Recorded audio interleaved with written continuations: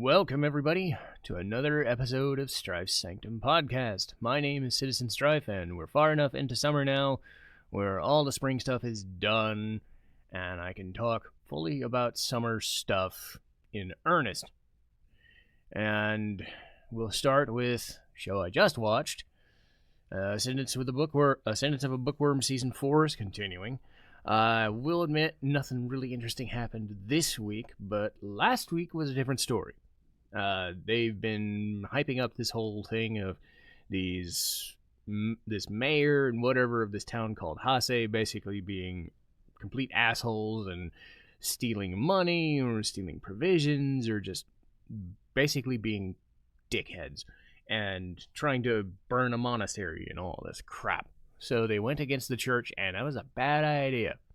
So Ferdinand, in his way, basically said, you have to punish them. So we'll let you do the easy part, which is mind them of, okay, well, we're going to fuck up your harvest for a year. We're going to punish you, but it's fine. And then Rosamund had to watch as Ferdinand turned people to stone and disintegrated them. Because shit. Yeah. Like I said, this show is all about the moments that after a while you just kind of like, oh, I forgot this show was like this. Because like 80% of the time the show is intense, or is not intense on purpose. It's just very mindless stuff. And go here and do a thing and help make books or help create a monastery or help do whatever for the nobles and do goofy shit. And then you have episodes like that where it's like, oh, this is why I keep watching. And I've mentioned this several different times when I've talked about Ascendance, is that it's those moments where Rosamund is faced with, you know, the world is kind of shit and you're not used to it, so here's how we do things, and it's sometimes not pretty, so fuck our lives, you know.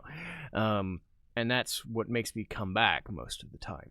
And even though this long into the show's runtime, 4 seasons, there are those moments where they don't shy away from, oh, well, bad shit happens and you have to deal with the consequences. And last week's episode was great. Daemons of the Shadow Realm. This one was about Yuru's friend, well, supposed friend, Donji from the old mountain, coming by and trying to escape and whatnot. So he escapes with the friend of the horse, with the unicorn lady and the god that just loves living life, I suppose. She takes him down the mountain, and then Donji reveals that he was kind of spying on him. And Yuru's kind of like taken aback by it, doesn't really like it and all that stuff, and isn't happy about it. They also find that this dude with swords, who's been showing up here and there and killing things, is getting involved and doing bad shit, and ends up trapping Yuru in one of those little pocket dimension things and brings him to one of the Kagemori people, the nice looking dude who's obviously evil, and his uncle, I think, this weird Yakuza looking dude who's totally not menacing at all, because he has no daemons as far as I know. There's also this bit, it's happened in the last couple of episodes, where these alien looking things are now like friends of the main party, and their whole thing is they follow a dog.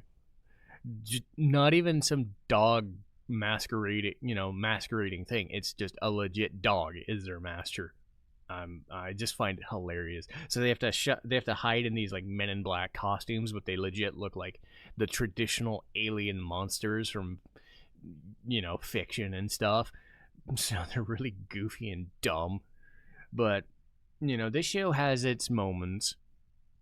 It's hard to compare it to Full Metal Alchemist. I mean, it's trying different things, and I think it's trying to not be as just dour, because that is one thing. And I don't even, maybe Brotherhood wasn't completely dour, but I definitely remember 2003 was. Like, even if it was comedic, it was like always this undertone of shit sucks. This, not as much. So again, it's always kind of like lower on the totem pole. I did appreciate that they turned on the TV and they were watching an episode of Full Metal Alchemist Brotherhood, but they chose a freaking Nina Tucker and Shao Tucker and Alexander, and I'm like, God damn it, you don't have to remind me. Of course they would pick that one. Oh, it's so... the balls. It's even 25 years later, I'm still reminded of that shit. Anyway, let's see. You and I are polar opposites. Season 2. They go through Christmas. They go through New Year's. And, so... Tani met Suzuki's, or Miyu's family. The opposite is now true. Miyu panics and, like, dyes her hair black and purple, trying to fit in, and then she squishes some gifts, and she's just completely fucking unsure of herself and doesn't want to be super moody, and the woman is just staring daggers. Tani's mom is just staring daggers at her, and she's like, you know, you're nothing like the woman that Tani has told us about. And she's like, this goofball of gremlin energy, where's that lady? And she finally accepts it, and they look at dumb stuff, and it's fun. They've also spent some time with another one of the other groups of friends, and I think that is important to not just be about Miyu and Tani all the time, because God, that would be annoying, because you have like 3 or 4 different groups of friends, and they're like, oh, okay, well, this is a group that has some intrigue. And even though I'm not like super into the shy character type, like, there are things you can do with that as a side story, and they do that sometimes. There's another one with this guy who's just completely like, life sucks and people hate me and I just don't like them, and you know, and then he's not like falling for this other girl, but like she's always involved, and they're like sort of gravitating toward each other, but they're not really, and they're like, are they going to? Are they not going to? It's like the push-pull of like, okay, you're building this relationship and you think it's gonna go somewhere, and then you're just like, will they fit? I don't know. But Polar Opposites has been good about balancing out, you know, 50% of the story being about the main 2, and then having like, oh, there's this other side story, or this is their goofy aside, or these are these other main characters who, you know, just fill in the gaps so it's not really boring after a while. Because we already know that Miyu and Tani are together. You can't build an entire thing around it, mostly. Goodbye Lara, best show of the season by far, and it's just lovely. Lara goes to school and gets in trouble because she's done this thing where she's watched a lot of streaming, and she's centered on like anime and movies that are based on romance. So she's got this weird fascination with romantic subplots and things that don't actually exist in real life, and she's just trying to understand human emotions, but she's going about it the wrong way, and it's lovely. Getting caught up in watching TV and just being a cornball sometimes. And then last week, learning a different facet of society by being willing to die for cake. She needs to earn money, so her and Mari go work in other odd jobs, like their first ever jobs. And they have this weird thing where they keep going to different job markets and job interviews, and their reactions are as what you'd expect. Mari just like, I just want money. And Lara's just like, I don't know what I want, but I want to meet a prince, but I need money or something like that. I work hard even though I have nothing. So then she finds a place to help her work, and it's a cake shop, and she goes, I'm willing to die for cake. And it gets posted on her freaking locker, and she's all happy-go-lucky and stuff, and then she realizes that she's basically just cleaning dishes all the time for hours rather than actually cooking anything and trying to do that. And then she meets, like, then it gets back into serious mode for half a second, and she meets her sister, I think it is sister, that's been kind of shadowing her this entire time, and then Lara's just like not sure of what is going on, because it sounds like there's a time limit in her existence in this world, but she's not aware of it, or the witch hasn't told her everything. But other mermaids have mentioned it, that they want her to hurry her shit up and figure shit out. But Lara is just she just has nothing. She doesn't know anything other than being around Mari all the time. So it's like, okay, these are experiences she has to learn. Like, oh my god, this world is crazy. Oh my god, working sucks, you know, because you're not going to be making cake your first week or month or whatever. And she's just spending a month making money, but just running herself ragged, and it gets really hectic and emotional, and then shit falls from the sky. I'm like, all right. They're building up something that was just hanging there as a sword of Damocles, and it fell. And stuff might be dead. So, yeah. It was all goofy until it wasn't. But Goodbye Lara is just fantastic. It's really the best show of the season. Not like an insane jump from Jaadugar, but it's definitely in its own orbit in terms of intrigue, and I just love the way Lara interacts with the world. I think that is what makes it good. Grow Up Show. I've been waffling back and forth between whether I like this or Ghost in the Shell. Is kind of in that third spot, and I think Grow Up Show is certainly making a case for third, and I think it depends on how good Ghost in the Shell is half the time, because they're together, and I'll mention Grow Up Show first. A lot of it is just Mizuka doing odd jobs and talking to other people in the circus, and this is this episode with these people, and then this is this episode with these people. It's the way she interacts with them, and there's these comedic asides and the weird, the just laissez-faire jokey attitude of it all. Like, it does not take itself seriously at all, and there's this running gag of like Mizuka running off into the forest to look for other people, and somebody's like, but Mizuka will be just fine. I'm like, they do not care about her at all, because she's just awkward, you know, where she can take care of herself and she's kind of moody and it's just like pissing people off. I was just like, she'll be fine. Find the other person. So they find an elephant and they take care of the elephant, and now they've got an elephant. It's great. Like a circus having an elephant. That sounds perfect. Ghost in the Shell 2026. I've said this before, and I think this is going to ring true unless some episode really blows me away. I like it, but I don't love it.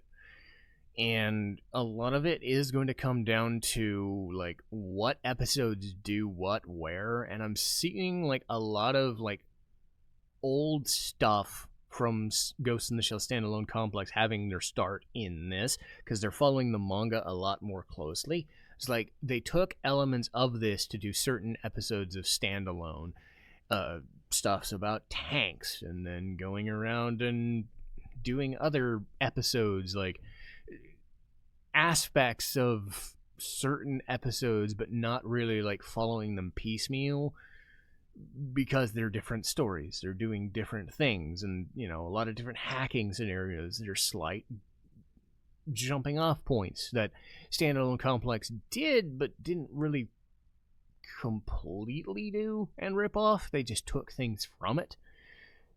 This one explores them in more detail, but at the same time, it's got this weird energy to it that I'm not, like, completely invested in, because certain episodes are better than others. Obviously, that's just going to be the nature of a show.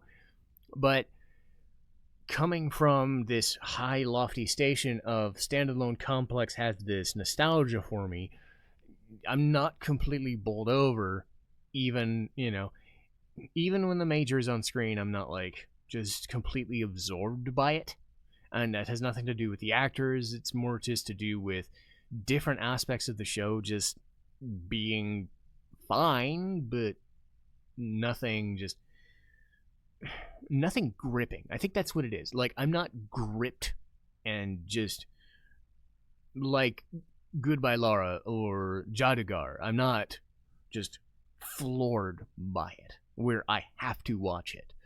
This is more like I'm going to watch it because it's Ghost in the Shell, but I know I'm only enjoying it to a point, if that makes any sense. Like, I like it, but I'm not wholesale endorsing it as some transcendent experience either. You know, it's got some cool visuals and some nice sight gags, and the humor is top notch, but it doesn't wow me, so to speak. So that's probably why Grow Up Show is probably going to be number 3 going forward, unless something happens, because there's something there with the dialogue in Grow Up Show, even if the stakes and the characters and the whatever just don't have the allure of Ghost in the Shell. Like, nothing about Grow Up Show is going to just be lovely and insane and great, and yet the character's great. And if nothing else, I think characters and chemistry trump anything. Like, you can have all the visuals and all the storytelling and all the crazy shit you want, but if you don't have a character that I'm, like, bowled over by, I don't really care, you know? And obviously your dialogue has to work, so, you know, if your dialogue doesn't work, then that's even more a reason to not like it. And, you know, I just think Ghost in the Shell is fine for what it's trying to be. And it's not, to be fair, it is not just living off its legacy. It's not trying. I just think for what they're going for, I'm not as bowled over. I like it more than 2045, obviously, because 2045 looked weird, and despite having the dub cast from the old version, I'm like, why do you look this way?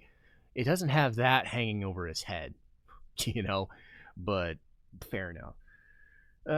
Speaking of Jaadugar, let's get to Witch of Mongolia more time. They did a lot of time skips, so a lot of, like, they're following historical stuff, but they're sort of not really, because they're trying to tell their own story. So it's like, this is Genghis Khan, and like, they don't show him. They don't have him interacting with people. He just kind of exists as the idol of the way the world, the history works around, because you don't want to affect it. You don't want Satira or Fatima to be like, okay, I accidentally talked to Genghis Khan and now the world has changed. They're not doing that. They're telling stories about what could have been or will have been with characters that are fictional versions of them, I suppose. And, you know, the time skips are involved. And, like, I also really enjoy that the prince and the didn't become the king outright. Instead, one of his brothers did. And they focus on the interplay between his wife, who wants to be tutored in the book that they stole. And it's like, Satira just keeps trying to take the book away, never does it, so she kind of grows up and grows up and grows up, and like 6 or 7 years go by, and then she gets called in, and like the end of the episode is this awesome cliffhanger last week where it's like, I need you to do something for me out of nowhere. And I'm like, this is awkward. Like, she wants Fatima to spy on someone. I don't know how that came about, but it was cool seeing this character who could have just been nondescript and non-threatening and be like, I'm using you to get my book back, you're dumb. No, she has agency of her own, and she's got her own thing that she's going on, and it could have something to do with a mutiny or a coup d'etat, or it could be completely unrelated for all I know. That's the beauty of it, is it has a storyline thread that I'm like totally unsure about. Because this show is not afraid to, you know, dig down, and just nothing about this setting is happy. Because the first episode lulls you into a false sense of security, and now everything is just kind of shit. Because you have to remember, you're a slave girl, or Satira or Fatima is a slave girl. She has reasons to basically think everybody is out to get her and hate the world, and it's justified. So that she hates Mongolia and Mongols and is just trying to make do, right? So it's got a certain edge to it that, again, I think Goodbye Lara wins by virtue of Lara just being this just complete fish out of, like, literal fish out of water scenario played perfectly. This wins by being super serious and not doing it in a completely just balls out, like, oh, life is disgusting and this is dead and you were dead and you suck, the vulgar kind of disgusting. This is the dramatic kind of disgusting, where peril is around every corner because saying the wrong thing could mean you die, so you just have to make do. Life is shit and you might die, kind of dour. Let's see, Kaiju Girl Caramelise, romance shows, love it. She's a metalhead. Kuro's a metalhead, I love it. I love the misunderstanding of Minami thinking that, like, this older guy is her boyfriend. I'm like, no, he's probably like 10 years older than she is. I'm like, probably just protecting her. And it's like, and she turns into a kaiju again because of her emotions and shit. And she's like trying to accept parts of herself. She just goes completely insane because he shows up as a part-time worker in this metal festival. So while this crazy music is going on, she turns into this kaiju again. And I think Minami still doesn't know, but you're waiting for him to figure it out. But they officially start dating, which is great because you knew that, like, this show was leading too fast. They weren't just going to go, I'm going to date you now. No, they're going to do this, and they're going to build up the perils of Akaishi having so much weird emotions and stuff, and how to deal with that. That is kind of the hook of this show. And it's nice that they approach a romance in that sort of way, because I do like when shows have, like, early onset romances. You already know that they're going to be together, so let them be together early and then figure out what is the drama afterwards. So it's like, they're officially together now, and I'm like, yay, you still have so many weird, stupid things you could do for 10 episodes. I love it. Another sweet romance show that I'm really liking is Smoking Behind the Supermarket with You. And normally I'm not into age gap stuff. This one I've kind of ignored it because the chemistry of the characters is great. Because this 45-year-old dude, and I want to say she's like 25 or 30, give or take, so that's fine, I guess. But it's like, this dude finds a place to smoke, and I mentioned it before. I like the fact that she's messing with him about him not putting two and two together, despite obviously seeing her every day or every other day when he's out off shift. He sees her face, and you can't put together that when she's off the clock, just in a different outfit, that she's the same girl, and everybody else knows. And she plays him for a fiddle, and it's lovely because Sasaki is kind of dopey, and she plays him like an idiot. And she's like, "Well, you smell like shit because you smoke a lot. Well, if you douse this stuff, you do it." So he goes and buys her a gift out of the kindness of her heart, and he's like, "Okay." So you can tell that, like, these little things that they keep doing for each other is getting them closer and closer, and she keeps, like, nudging him closer and closer to being like, dude, are you into me or not? I'm totally into you. And it's like, it isn't like they're forcing one side to go for the other. It's like they're both kind of like, one of them absolutely is falling for them. The other one is unsure of himself, but still goes for it anyway. So he's falling for her. And the interplay between them is great because she has to keep up this double lie because he's too stupid. So she nudges him along, knowing that she's like, you see my face every day. How are you this stupid? I'm waiting for him to figure it out and be like, you've been stupid this whole time. Just because she has her hair up in a bow, or she covers her earrings, or she talks differently, you don't know it's her. You see her face every second. and she even mentions it. And now he meets her boss, and her boss is like this weird romance manga nerd, and she's like, "Oh, you should totally do it." I'm like, oh, it's so good.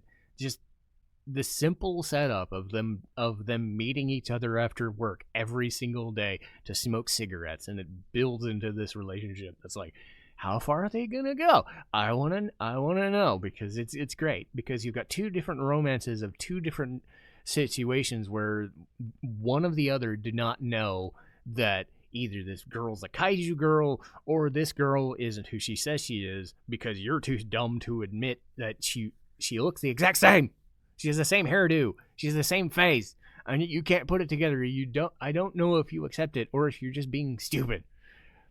But normally I would drive myself up the wall, but because they're like, both of these romances are done really well because there's chemistry between the characters. I'm like, they obviously like each other, so it's like, it works great. Let's see, last show of the season, though I am an inept villainess. This one caught me by surprise because I was not expecting to like a villainous show. I almost never like them because the dialogue for these ends up usually being chintzy, or the visuals end up being chintzy, or the setup is. So I'm like, no, this one actually kind of works for me, because this lady of the court, Rayrin, gets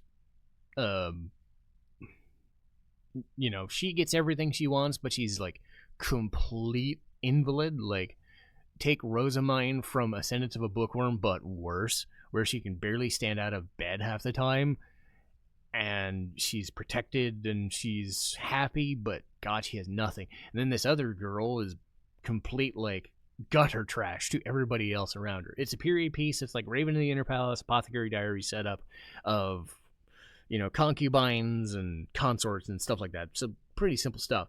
But they switch bodies out of jealousy, and hearing in the English version Brianna Knickerbocker, and then actually both her and the secondary main having to play double roles is fascinating, because you have to play this super sweet girl who's downtrodden but earnest about everything. But then when she switches bodies, she has all the energy she could ever want and has no station. She has nothing, and she doesn't care. She gets to grow vegetables. She has all this energy. She gets to do everything she ever wanted to do, despite everyone looking at her like a piece of shit. So she just loves it, And on the opposite side, the villain, the actual villainess, has everything she wants. She has the crown prince on her, wrapped around her finger, but she's a complete invalid because of, like, I don't know what kind of frail body she has, but it is ugh. She could barely move, and like, she gets everything she wants, and I'm curious, like, how her reaction is gonna be to all this, because she was the one who initiated this, not knowing that Rayrin was just completely frail beyond measure, and sometimes can't even get out of bed, but has the wherewithal to do things that keeps her mind off things and keeps her mentally strong and proper and all that. So having this dynamic of these two main characters playing two double roles, because nobody notices, they think something's off, but they can't piece together, oh, they're body swapped. Well, no, obviously we wouldn't think that, and it's only 2 episodes in. I've only watched the 2 episodes so far that were dubbed, so again, I'm not really into villainous shows, because it's like, what are you doing? Are you just basically saying, oh, I'm playing this for laughs, ha ha ha ha ha? No, you're playing an actual good person in the body of a person who is downtrodden and hated, and she's the villainess, and now she's the one stuck in her room playing everyone for a fiddle, but can't get out of bed and has to realize that, maybe being Rayrin wasn't such a good thing after all. Kagetsu, she got what she wanted, but now is basically stuck in bed 95% of her life. Probably not worth being fawned over all the time. It's, so those dynamics of like how they interact as their new bodies, it makes for an intriguing show that I was not expecting to like, because whenever I see villainous, I'm like, 9 times out of 10, actually 10 times out of 10 until this show, I've said I hate this shit.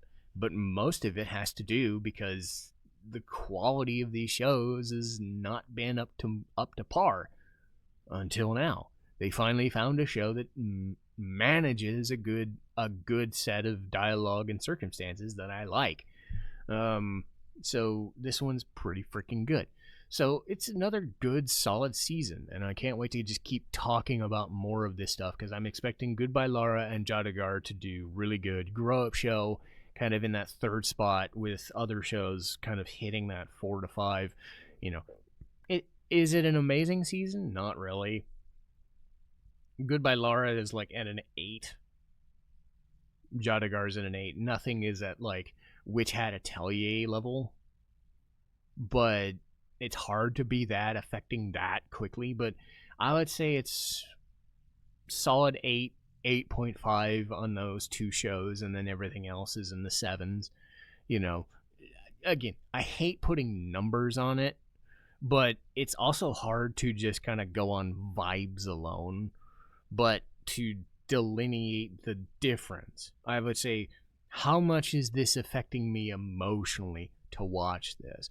How much do I like watching it? Because at a 7 or a 7.5, I like watching a show and I'm going to keep watching it. But gripped beyond belief into the 8s and 9s or even 10s, that's the difference, is those levels of intrigue, and those two definitely have it. But that'll do for this week. Next week I'm going to talk about Danganronpa 2, and eventually Danganronpa 3 will probably get its day sometime later once that's finished. But Hokkaido Gals are super adorable. A couple of weeks later, we've got Xenosaga 3, also Sprague Zarathustra, anime I can't rewatch, or anime I can rewatch over and over again, and the stuff that I just can't. I watched once, and for whatever reason, whether I'm too old or I just realize I can't really rewatch this for some reason, I don't want to. And then Dragon Quest VII Reimagined. I finally fucking beat that game, and if anybody watched my playthrough of it, right around the 70 or 80 mark, I was starting to get really frustrated, and it finally fucking ended around 110 episodes. So that should tell you my mode of process about playing Dragon Quest VII. It was enjoyable to a point, and then it wasn't, and then it wouldn't fucking end. So, I mean, that's an easy way to tell my thoughts on it, but that'll be for another month. So, or another month or two. So I'll see you guys next time. Citizen Strife, signing off.